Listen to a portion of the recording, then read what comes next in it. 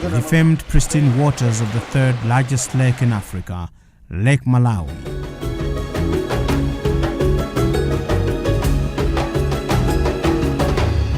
There are only 3 other freshwater lakes larger than this one in the entire world.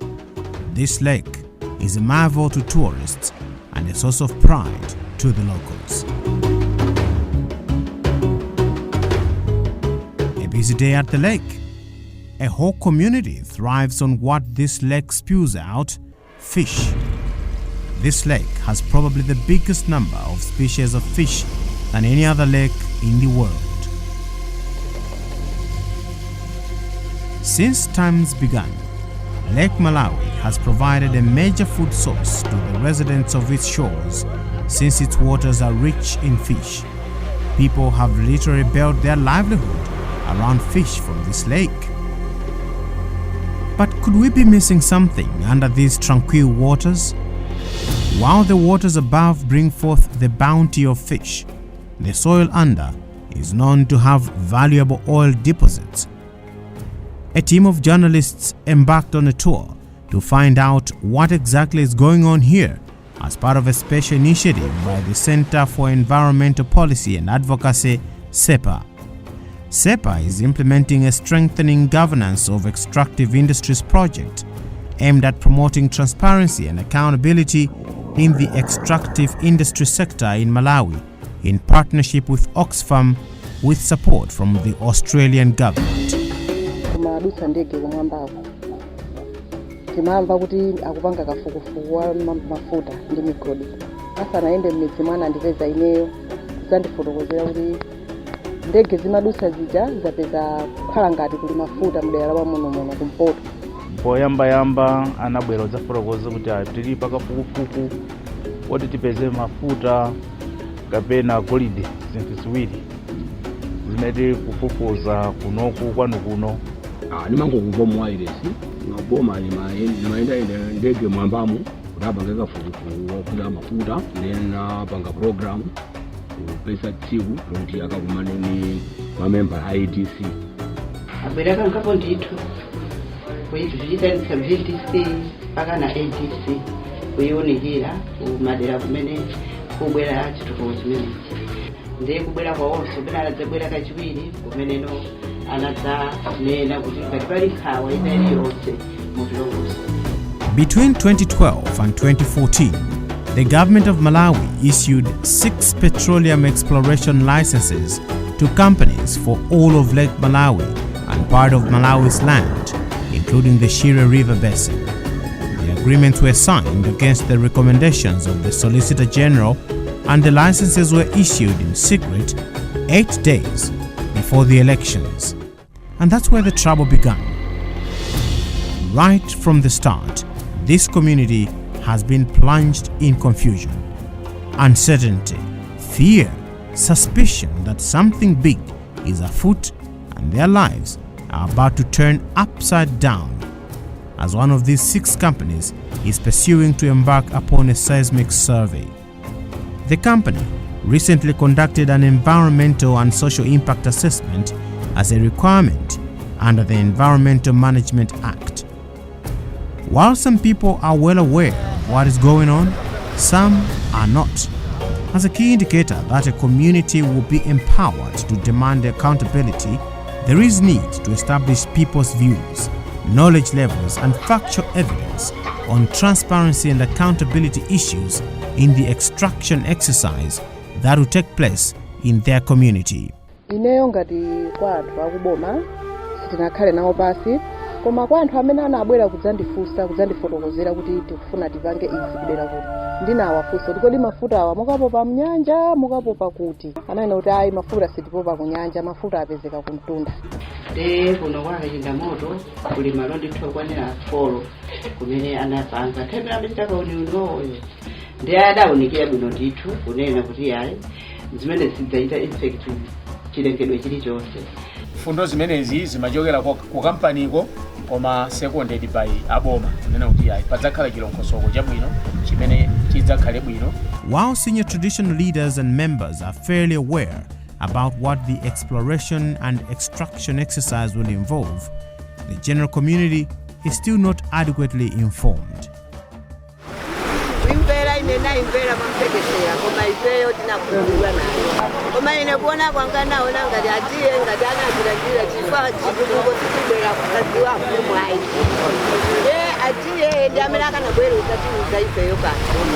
Some senior leaders were briefed and consulted, but it is clear that most of the community members are not happy with how much information they have.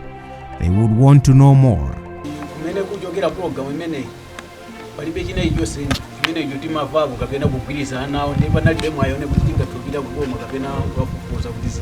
Maganiza anthu ananena kuti nkhani imeneyi ifezo kuti ife kunoti samuke sizingatheke. Consultation has not been done adequately, and there is insufficient information on the fears of community members about the oil drilling prospects. The waters are becoming rough. This is not a good sign. There is limited trust in the oil and gas exploration company, especially considering they have not been very forthcoming with the information the community and the leaders want.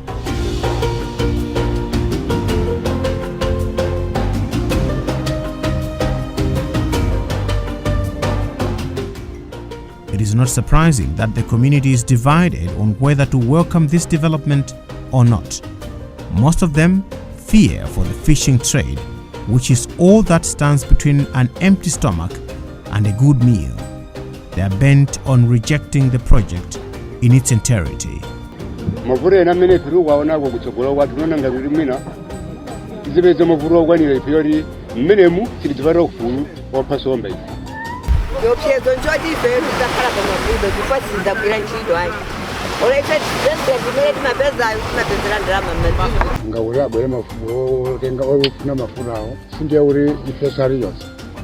Chitukuko chikubwera koma kodi pamene padzakhala chifumbi choti chipozozambitsa zifo anthu ifeyo adzatichitira chiyani?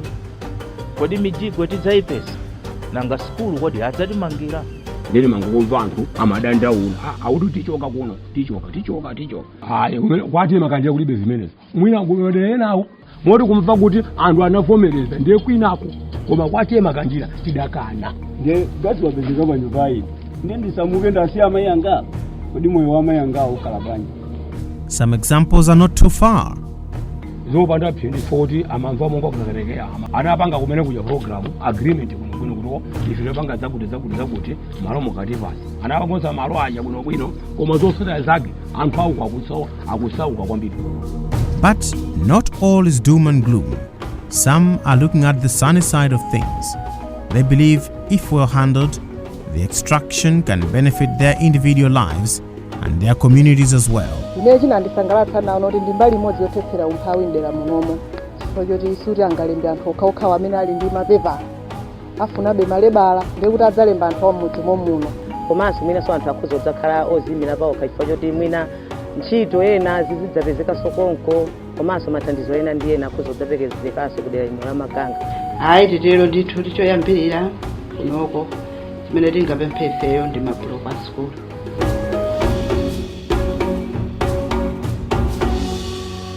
The people of Dedza know exactly what they want and are not taking any chances. If the oil drilling is to go ahead, then they will have to sign a binding MOU with the oil and gas exploration company. Ifeyo ndithu tidzachita manja awiri kuti tikhale pansi tigwirizane pamene tidzalembe memorandum of understanding and agreement imeneyo chilichonse tidzayikamo mmenemo. There have been health concerns among locals here should oil drilling start. They are also worried about how the oil drilling would affect aquatic life. The oil and gas exploration company has tried to explain that the oil drilling will be done on land and not directly in the water. Ndimamva kuti mafuta okamapo pa nyanja madzi amaonongeka zachilengedwe china chilichonse chimene chimapezeka m'madzimo chimakhala kuti chaonongeka. Ananena kuti ayi mafuta sitipopa ku nyanja mafuta apezeka ku mtunda. Anatitsimikizira kuti pali madongosolo abwino amene awakonza kunena kuti zimenezi zisadzachitike.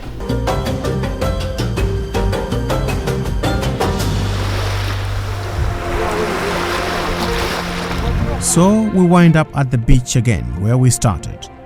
Oil drilling and extraction is a truly lucrative undertaking, and with strong and accountable community engagement could significantly develop the community.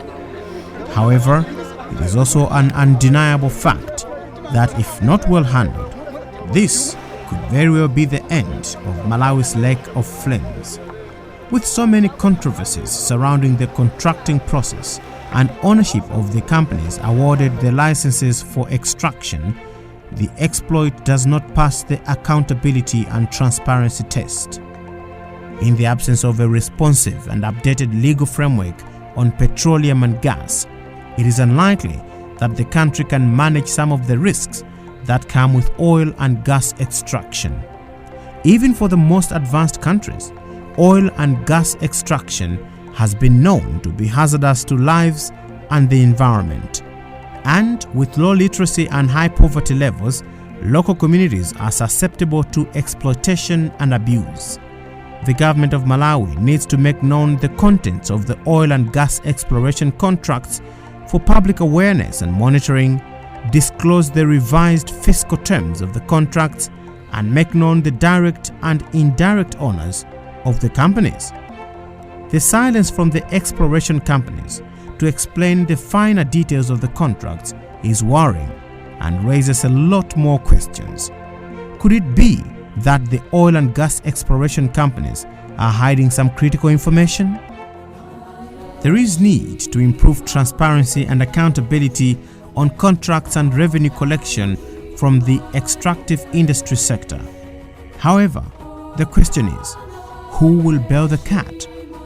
In its pursuit of investors, is government doing enough to ensure that Malawians benefit from the oil and gas exploration? What lies beyond that horizon? The community here is on the tenterhooks. The sun sets on the beaches of Lake Malawi, leaving a sad and lonely streak in the sky. The fishermen boats sail off to the lake to bring more of the bounty, or perhaps for one last sail on the troubled waters of Lake Malawi.